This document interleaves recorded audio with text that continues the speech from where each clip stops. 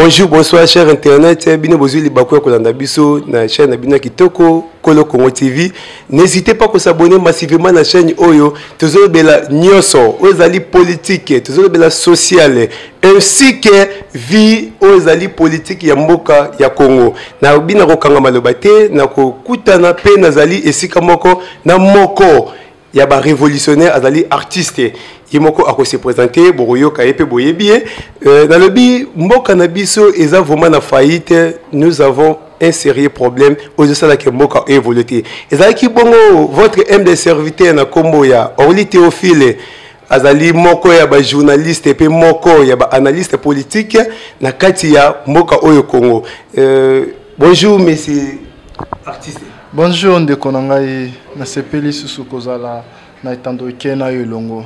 En tout cas, boni mboka ezoko marché nini? Oui, mboka ezali la destruction totale vraiment. Kabila bomaki mboka siko monsieur Tshilombo ende ko enterrer. Ayeko sala enterrement ya Congo. Est-ce que réellement monsieur Tshilombo ayeko sala juste quoi affirmer aux acquis Kabila ou ça que ça la continuité à Kabila? Est-ce que ça peut assurer que aux autres le vraiment réel? Oui, c'est réel. Pourquoi? Parce que monsieur Hippolyte Kanambe Kabila, on va connaître bien Kabila. Comme les Hippolyte Kanambe, atika kito na 16 200. Tshilombo habite na pesa le kumu a commission on a 20 000. S'il vous plaît, comment on appelle ça? Hippolyte Kanambe c'est qui encore? Oh mais Hippolyte Kanambe za obenga Kabila. Kombo na yango na Hippolyte Kanambe. Wana na kombo ba signo mayeto. Te kombo na penza yango wana. Bon, na côté ma place on a milité, ça va vraiment le tout de souvent oui, bêtise sur la marche, ba marche ça la mine mboka na biso en tout cas ils vraiment catastrophe. Tout le monde on pensait à la muka marche salami ba komi car na pomme tete zaki dégâts ba koti kututé limité. Tout le monde marche salami il y a eu des pèses, il y a eu des morts. Oui, les cas qui zaki a relevé la route mais ba mboka o ezo tambola IDPS mtezo gérer mboka oyo. Ba le président c'est na maboko ya Félix Antoine Tshisekedi. Mais tout moni marche FCC attendit que betité. Na ebité pona ba marche wana yo monya wonere. Marche ya mboka na biso oyo eza ba marche mo na mona ngo eza ba aventure. Pourquoi le beza aventure? Parce que ba noto ndo sala ba marche. Changement za la te. Ba marche to sala ba marche pacifique. Na zone na motu na otolo ba oyo ya marche ya IDPS sala ki. IDPS va la marche. Mais tout le monde est mboka za na mbilinga parti au pouvoir ba la marche. Est-ce que na papa il ba sala marche? Est-ce que baza la réflexion tout bazo réfléchir? Comment est-ce que bino ba na pouvoir mais ba ote mais sous pouvoir na bino parce que marche on les a signé opposition. Voilà. Mais oui, parce que tout le monde même là tant PPRD est na pouvoir, tout le monde a IDPS va la marche, biso koto ba MSC to la marche. Tout le monde a comme ça la marche c'est un signe d'opposition. Si quoi bino ba na pouvoir, bon comme sous opposant. Bon, marche na ba bi ba ça parce que ba na sur ba la FCC cacheté, on même tezo créer ba problème. Félix Antoine Tshisekedi a posé ko sunga pays, mais FCC ezo boya vraiment ko linga ko continuer la vision na ye. Yango ni pesa ba ça ba marche na habité zo mona. Oh, libala wana na libala na bango na tine ba ça libala wana FCC na cash. Na tinda ki bango. Mais il paraît-il na kati ya constitution ezali que tant aux minoritaires, vous avez droit à la coalition pour vous gérer le pays bien. Parce que ce qui peut-être n'a pas cohabitation, qui serait dans le tellement dans la présidence, alors il y a une institution, il y a ceux qui ont vraiment fait tout ça. Il y a un bomimboka, il y a un détrimboka na biso. Et balobaka boy, limi na ténèbres, ko tiko sanganate. Pour le limina na moli ko sanganate. Hein? Omoni FCC bato FCC wana bazana makila bato ebele ezalo connaître que c'est li kopana ndoki balobaka c'est mon kobo l'ami de mon ennemi est mon ennemi. Donc destruction en mboka est à cause ya alliance wana. À cause de l'alliance. Même dans mon même église de revêt, nous sommes assemblés là. Nous sommes quatre liens, nous sommes famille. Nous sommes assemblés là-bas, nous sommes quatre. Pourquoi? Parce que les liens on les aime. Si comme mais c'est il on continue à comprendre que nos liens alliance soit salawana, les alliances que les alliés consacrent que nos Congo ça la détruit sur tous les plans. Na côté mon qui place wana. Au début mais c'est le président Ouazali de l'eau actuel. Président Nayo. Voilà, président congolais. Voilà. Actuel. Voilà, actuel président de la République. À l'objet était tout ça dans l'état de droit. Il y a une arrestation au salami. Alors, on a vu l'état de droit dans les arabes par rapport à l'arrestation au Tomoni, par rapport au père parce qu'il a fallu droit à chaque Congolais à la respecter dans le monde. Habité pour l'état de droit, il est président de Béli. Maintenant, mingi pour na motunda état de droit. Ce que l'état de droit, c'est sur le marche à la mouka, ben va penser à batouter. Ben va batika marche à la mouka continuer. Mais quand tu marches à la mouka wana, il y a mon Jean-Pierre Bemba qui a félicité la police congolaise na Moussalo Basali, marche modaki pacifique. Ata mutumora kufité. Na habité côté wana, aux hommes qui peuvent contredire aux alliés moko ya président. Il y a un parti politique un peu même. On est à Kochola Kimokolo. Au moins, comme ce soit Chola, vous comprendre. Il y a juste au tali que Athéna, ça qui m'a bien, mais mon tozo c'est la art à ma lambe. Ça veut dire, tout le monde a un peu.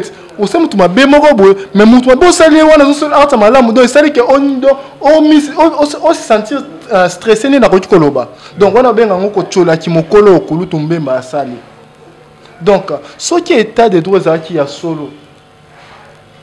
Mais la marche au tu Rolandana oyo marche au surtout ya la muka bato nga ba panzana te to kenda na ba bokela biso ba gaz tonga ki tozala en sécurité totaka la police oyo pour protéger biso parce que musala la police zaka pour ne protéger population mais la police ya Congo et comment ne pour qu'il y ait une population na lo bango toujours lorsqu'un policier est mal payé il voit directement la population comme son champ. Donc, le temps pour ça, il ma bien été. A combien comment on a la population le quoi bilangana yé. Au moni. Donc, et comme à Bongo. Oh, population, la police est censée protéger Bisso, mais comment on connaît Bisso? Pourquoi? Parce qu'il y a ma bien été. Pardon, en plus de la police, il y a une formation, pour ça que les policiers qui ont formation il y a 3 mois. Est-ce que Moutou y a Bongo? Bon, PCP, mon doute. S'il vous plaît, il a fallu que la Mouka a continué à marcher mais pour ceux qui n'ont bien, c'est l'autre défense, il y a Sylvain Ilunga. Alors, s'il vous plaît, excusez plutôt, Kassoron plutôt. Kassoron comme état général, Oazali et provincial, Kinshasa, alors bien, permettre de marcher et ça parce qu'il y a eu des dégâts où ça lorsque ma marche ça marche souvent. Moi qui bande ba idée parce que na ba panzaki ndako ya bandeko mususu ya ba journaliste la chaîne ya Télé 50 ba panzaki la ki mituka na ye ba sali ba désordre ba bloc ba ki mbote zo ki vraiment ba ya ki vraiment ko de mingi. Alors côté on a le bi à quoi est-ce qu'on permet de passer à marche pacifique parce que dans la marche on a des hommes qui peuvent benda désordre n'habiter côté on c'est qui a fallu qu'on soutenir souffrance na biso ya mboka parce que si tout ça la marche ou on est marche pour na tout ça la nini pour tout vivre changement surtout biso ba jeune le comment la kin pose au musala ba tout nos la partie politique nini on a exemple FCC le Kanabo IDPS le Kanabo on a la muka ba temission kuna MSC ba temission kuna donc pourquoi ça musala mais la kin. Et comme il faut la partie politique, comme le roi doctrine moroboy, le comment sexe moroboy parce que bataba sexe bazala bon muta rose quoi si muningana rose quoi zana poste atayo zana on a chrétien té awate o mizima awate. Donc c'est comme ça. Nengi abzoté mais la biso population tout ça là marche. Ça veut dire qu'il a dit qu'on soutenir souffrance na biso éco ba toujours. Hein papa? Tout ça t'as tenu mboke kufi. Quand les alaki ozotambo tala nzela bo senti kana tena ozotambo na nzela la lati na mapembe na okoma mais le tambo ki chasse na mapembe ba kanso na place o keno comme obino ko mwana satana po satan azalaka moto mbindo donc mboke kufi sur tous les plans mais biso toza wana to sa tamo marche ngo te mo mukie wana bozo temela biso. Maintenant qu'il est solo bande comme si balobi na kati la muka des autres appels makasi tezomona moko ya ndeko Martin Fayulu akanga makuna na étranger azoko quand même pas kozonga or ezana ba résident ba pays bazonga ba pays na bango malgré confinement zalaki mais il azoko kozonga te il paraît basé à kobi banana habité côté wana si ozana idée place wana ah bon ngala ko kunda ko na ko tiko condamner Kolo to Fayulu te. Bon, le Camerounais, tout n'a toujours habite. Même so ta manzo tout OK va piter na esika songolo OK va piter na kebo na sombelo na boutique donc eloko nyonso tout na mokilo za cannabis parfois ninga tikali kuna ezana ba raison parfois za pour l'intérêt ya mboka ongano to éviter parfois mais là c'est comme si voilà là c'est comme si opposition na kati ya mboka o eza vomate parce que tala ndeko oyo ndeko na biso o Francis Kalombo voilà Francis Kalombo a jamais critiqué souvent Martin Fayulu mais bon c'est na kati ya lamuka ouais ya bike non yekuna ba vision na yeka ba vérité des urnes alors ça mboka sima biso to soutenir vision chef de l'état et pendant que Martin Fayulu attend la vision mususu yepe kuna na ngambo na Moïse Katumbi na vision mususu parce que moi que opposition pe ezo nuire na peuple même na kati ya ndako banzungu et tout anaka donc si kanyon tout ba vandi makambu ezanga kate problème ezanga kate voilà ezala kabongo donc bakoyi poza un problème moko mais bakoyi ko arranger pe na ndemo ya kimia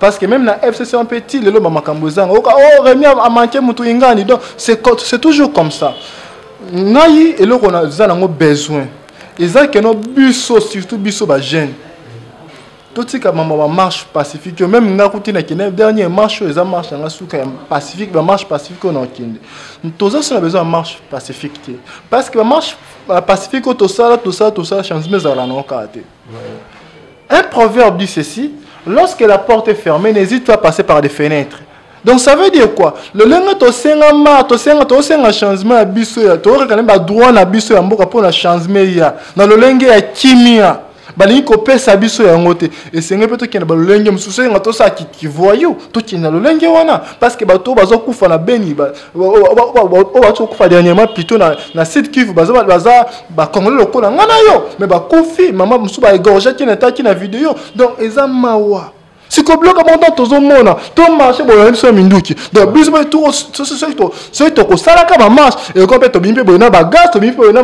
ma machette tout ça le qui coule yango voilà non raison les hommes sur le vaki biso qui policiers ou soldats mieux payés à sécuriser pe mboka na été population na très bien mais quand on s'est été Jeannette Kabila le billet il faut à ça la marche pour ba policier ba futa ma bien ba soda ba futa ma bien dollar pe kita et pendant que ndeko za qui na pouvoir de là qui toujours combattre na éviter ko tona ozomo na wondeni ezo salama kindo kito eza vraiment juste mais quand peut ko suivre non Congo comme na ba théâtre ndé boy donc muto ko jeunesse Kabila asala pe marche donc ensemble tindo moni marche à FCC on eza ko chola ndé fachit eza ko chola donc FCC ba sali marche na muto ko jeunesse Kabila comme na niveau au sala marche ako kata sonité mama wana mpaka wana ako kata sonité mboka bo diriger mboka pendant 18 ans massacre allait continuer taux il y a chômage allait augmenter le corps matanga ya mbula hein le corps maébonné botaka na bilanga taux chômage allait augmenter kokola bon ça 18 ans na pouvoir changement ça lelo bon ça le beaucoup na idée ça la marche donc ça veut dire quoi na 18 ans na bino surtout 18 ans na bosala toujours makama malama makama beta mokote bosala pour cela ma beza là qui tant besoin na pouvoir benga tout ça peut marche le leng to sali mabe oyo mais là et comme na tout ba ninga bazui bo consommer que bien que zaka chapeau ya monsieur Hippolyte Kanambe alati moninga alati petit frère alati kulutu na mais quand chapeau na roboto la ngongo moko boye hein ba jeo Kabila zo sala donc pendant 18 ans bo diriger mboka ba mabe bo sali ebele kune komi makasi hein ngana benga ngo na pesa monsieur Hippolyte Kanambe merci eloko wana merci morali cho na pesa ke merci mingi olenge au bakisa biso troisième bureau de za ba kuluna donc comment na butu so kutana pose to kutana kuluna pose okutana pe fois a bloquer yo voilà tout la place wana vraiment to kota na deuxième partie en tout cas ezavuma kitoko na lobi yo mutali omoninga mbali boso n'hésitez pas à s'abonner massivement na chaîne wa kitoko Kolo Congo TV ezalaki bongo na sima ya caméra auto beni Steven Kanuch maboko kitoko pe mo filmer kitoko ye vraiment soka filmer yo donc réalisateur moko imbattable na pesi mbote mingi na mama Fatou Ilunga na Paris en tout cas ba mbote nebele chaîne abine kitoko yango bo s'abonner massivement na lebi bo s'abonner massivement bo sanate ko aimer ce moment d'une émission oyo bobo ça peut être ko commenter pour ba question de rappeler à bino ba réponse espèce de la rabiso alors ba question si tu poses rappeler ba tu te à travers bino peut permettre peut-être tout na invité peut azana mesi à ko répondre à biso vraiment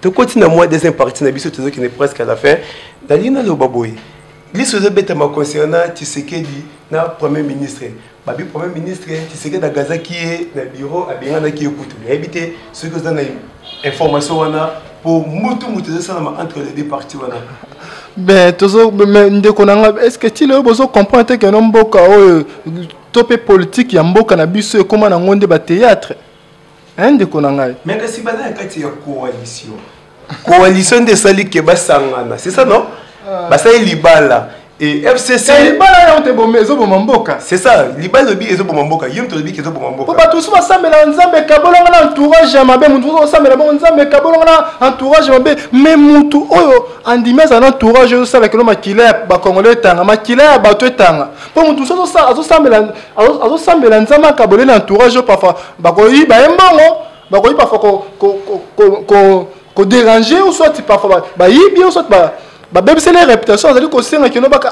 nzamba kabolé na entourage moko bongo mais c'est Chilombo azali toujours ko la soudain entourage oyo ezotangisa makila ya bato ozo sala que no biso ba ko to le la tongo midi be pourquoi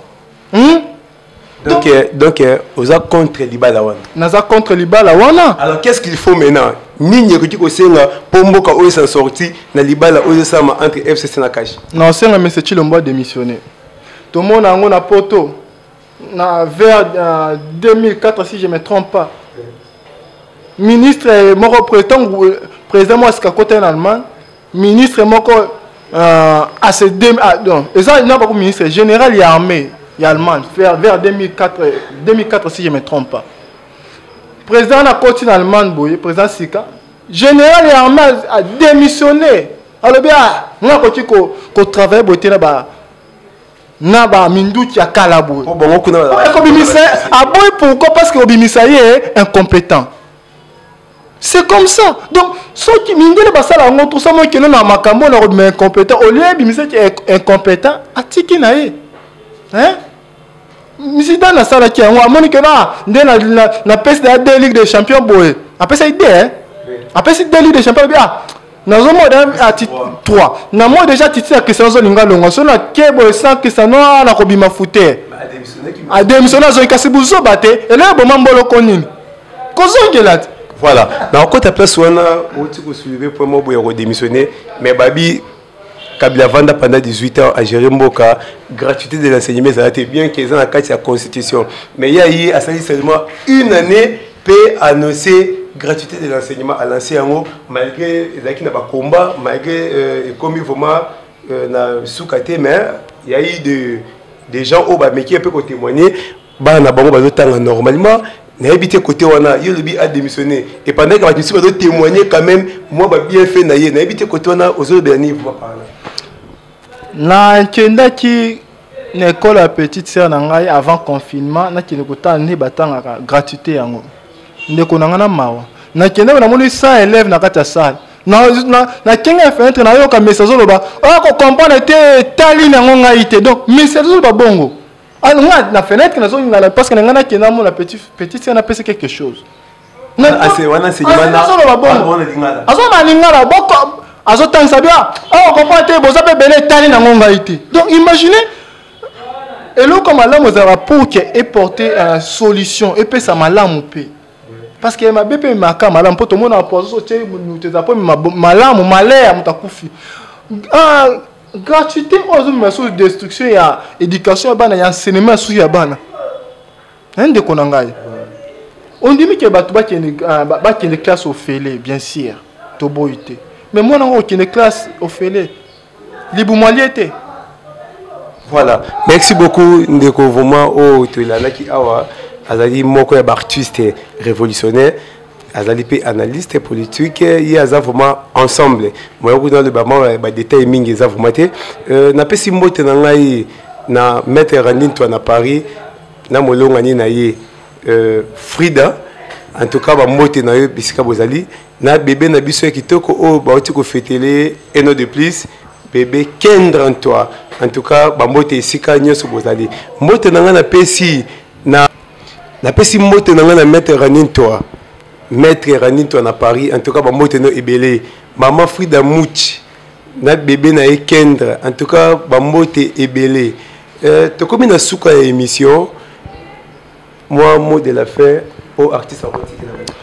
Ok, na pesi mbote na ngai na bandeko nyonso ekiri baliangando. Na pesi mbote na ngai na mama Nanou mobundeli monene ya mboka Congo. Na pesi mbote na ngai na peuple mondibu soldat makasi ya résistance congolaise. Na pesi mbote na ngai na maman Koyi. Na pesi mbote na ngai na mama Patience bandeko nyonso to l'unité s'impose. Na pesi mbote belé. Na pesi mbote na ngai na Kulutu Boketu premier. Na pesi mbote na ngai na Kulutu Odombo ba résistant nyonso ba résistante nyonso na pesi no mbote belé oza na besoin ya ko contacter artiste Spartiate numéro na ngaza plus 243 82 40 54 052 na bande sous plus 243 82 40 54 052 oza numéro ya artiste Spartiate na Facebook komikaka Spartiate Nkando mona ngai wana tokosola ekozala malamu artiste tokomi na suka émission mutune na ngai suka ezalaki o ba congolais bazozela yo lobi coalition news tout ba désordre mboke tekami ba vanti tout consort alors peuple congolais bazolanda biso na minute ba ko pesa confiance ma et pas nani c'est là yo na minute oyo peuple congolais fa pesa confiance et pas na yemoko. Un proverbe dit celui qui habille boira. Ça veut dire quoi? Au moni ba parti politique oyo tu n'es tout le monde n'a pas ça à cause de ba parti politique oyo. Pourquoi? Parce que na parti politique bazo bisa mutunini bazo ko bisa mutunini faut reconquérir le pouvoir pour posséder pouvoir pour reconquérir yango aussi pouvoir au bateli yango ata bo sabe aussi pouvoir no bateli non kaka gele au moni ndelo kabila sabe so gele to le la passe gele a gele ka pouvoir na to ça la marche be gele donc on a na bisa peuple congolais faut dans la confiance na yemoko. Les résistants disent ceci, que seule la lutte libère. Alors, la lutte dépend de la peuple. Parce que même en politicien, on s'est mis sans peuple. À convaincre, il faut que les Congolais aient la confiance et pas dans Yemoko. Voilà. Ok, merci beaucoup na balani news tout boti ko landa biso wani da ki moko ya ba artiste révolutionnaire na kombo ya Spartial ameki pe ko lebela ozala ki vraiment ba marche na ndenge ba des autres ozole kavma na mboka na biso et là toujours déplorer na mboka na biso président tanga qui a soulevé qui état de droit abaki il faut état de droit ils à la marche mais état de droit ils a qu'à pour la arrestation de 3 personnes tout le monde y été ils a pour la caméra été ils a pour la ba saroté ils a pour les autres là alors toi tu la état de droit il faut droit et chaque congolais ils a respecter na mboka oyo en tout cas la pesi mbote na bino news tout bozala kaka ebiso pe na pesi mbote na bato news tout. Bah, moi qui moi libanga na bango kati na émission oyo botika lebele ciao.